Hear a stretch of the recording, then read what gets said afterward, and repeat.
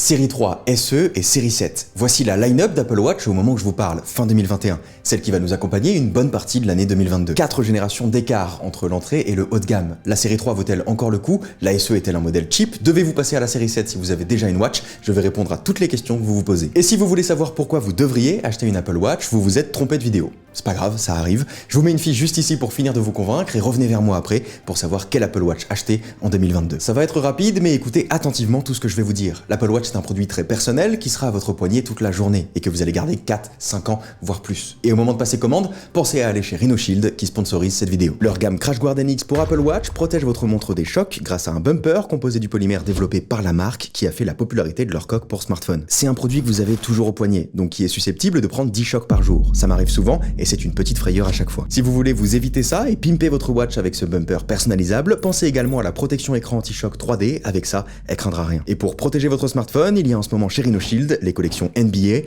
France Rugby, The Mandalorian, Mickey, Disney, Pixar et Batman. Vous retrouverez tous ces produits sur le lien en description. Merci à Rhino Shield de soutenir la chaîne cette année.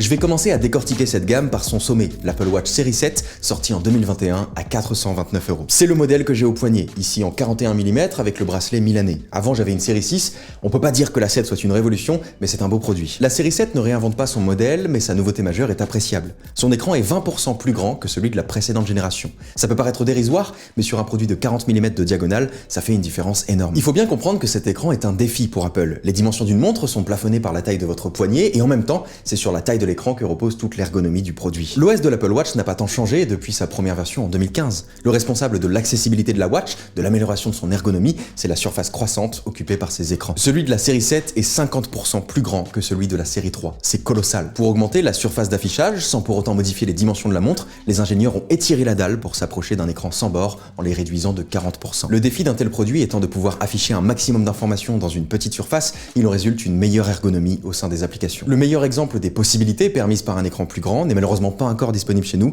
c'est le clavier. Pour la première fois, l'Apple Watch dispose d'un clavier intégré pour taper du texte sans faire appel à Siri ou dessiner les lettres à la volée, ce que personne ne fait jamais. C'est peut-être anecdotique, ça dépend de votre usage, mais c'est un symbole fort de l'évolution ergonomique de l'Apple Watch. Au-delà de l'utilitaire, c'est juste plus beau. Cette forme plus arrondie, cet écran qui vient chuter sur le côté et ces bords qui s'effacent peu à peu rendent l'objet plus esthétique. Et c'est finalement ce qu'on peut attendre d'une montre. Cependant, si ce n'est une charge plus rapide et une luminosité plus élevée, la série 7 n'apporte rien d'autre. Alors c'est une mise à jour bienvenue, mais qui ne vaut pas le coup si vous avez déjà une Apple Watch série 4, 5 ou 6. Et si vous n'en avez pas en revanche, que vous voulez vous faire plaisir en tapant directement dans le haut de gamme avec ce petit bijou, c'est à ce jour la meilleure Apple Watch. L'Apple Watch SE, sorti en 2020 à 299 €, est un modèle hyper intéressant. Pour faire simple, c'est celle que je recommande à quasiment tout le monde. En comparaison avec la série 7, vous perdrez les fameux 20% d'écran supplémentaire, la recharge 30% plus rapide, la résistance aux chutes et à la poussière, l'électrocardiogramme, la mesure de l'oxygénation du sang et la fonction Always On Display. Ça fait pas mal de points, mais la plupart sont en réalité assez mineurs pour le commun des mortels. À moins d'avoir impérativement besoin d'une des fonctions de santé exclusives au dernier modèle, il n'y a que 2 éléments qui peuvent vous décider d'ajouter les 130 € supplémentaires pour la série 7. Les 20% d'écran en plus, pour les raisons déjà évoquées, et la fonction Always On Display, qui consiste à ce que l'écran de votre montre soit tout le temps allumé, même lorsque vous avez le poignet baissé. Je vais pas vous le cacher, ça fait une différence. Parce qu'au-delà de pouvoir zioter l'heure rapidement sans avoir à lever le poignet, vous donnez l'impression d'avoir une véritable montre, et non un écran éteint. Si vous êtes attaché au fait d'avoir une montre qui complète votre style, avec un joli cadran et un écran dont les bords sont imperceptibles au premier coup d'œil, je vous recommande de vous orienter vers la série 7. En revanche, si l'écran plus petit de la SE, ses bords plus épais et l'absence d'Always On ne vous dérange pas tant que ça, c'est 130 € de gagné. L'Apple Watch SE est 30% moins cher que la série 7 et vous aurez la même autonomie, le capteur cardiaque, la détection de chute et tout ce que WatchOS peut vous offrir pour 299 €. C'est un outil superbe. Vous ferez une concession sur le design mais bénéficierez d'une expérience complète, alors foncez sur l'Apple Watch SE. L'Apple Watch série 3 est un cas très particulier. Elle est sortie en septembre 2017, il y a 4 ans. Ça peut paraître peu, mais dans l'industrie technologique, c'est en réalité assez long, surtout dans un marché aussi jeune et immature que celui de la montre connectée. Je vais faire court, vous n'allez pas acheter une Apple Watch série 3, pour 5 raisons. Son écran est 50% plus petit que celui de la série 7, et 30% inférieur à celui de la SE. Sur un produit de 40 mm, ça commence à peser dans la balance. Le modèle avec connexion cellulaire, permettant de l'utiliser en 4G sans votre iPhone, pour aller courir juste avec votre montre et passer un appel FaceTime par exemple, n'est plus disponible. L'option existait à sa sortie, mais Apple a amputé le modèle de cette possibilité. Elle n'a pas de détection de chute. chute. Une fonction qui détecte quand vous tombez, vous demande si tout va bien et contacte les secours si vous ne répondez pas. Donc vous ne pouvez même pas l'offrir pour une personne âgée qui se prêterait pourtant bien à la cible d'une entrée de gamme. Elle n'a pas de configuration familiale, permettant de la configurer pour un membre de la famille qui n'a pas d'iPhone, comme un enfant par exemple, qui devrait pourtant encore une fois être une des cibles principales de ce modèle. Et pour finir de l'achever, elle est simplement trop ancienne. Il y a déjà du mal avec les mises à jour de WatchOS, alors imaginez ce que ce sera pour les prochaines versions si on part du principe qu'elle sera encore mise à jour. Je crois qu'Apple conserve la série 3 dans la gamme pour deux raisons. La première, c'est un produit d'Apple. Ils veulent un modèle hautement concurrentiel, proposer une Apple Watch pour 199 $.